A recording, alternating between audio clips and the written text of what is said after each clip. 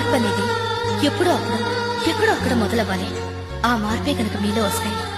మొదటిగా సంతోషించేది నేనే.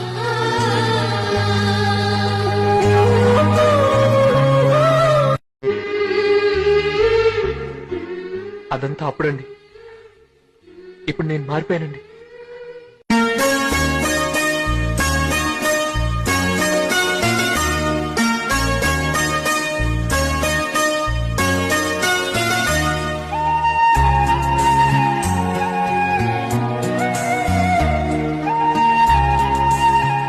ఎలా ఉండేవాడు ఎలా మారిపోయాడో. నిజమే బాబాయ్.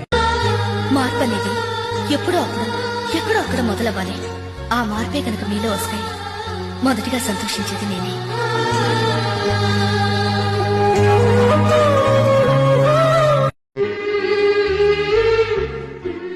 అదంతా అప్పుడండి.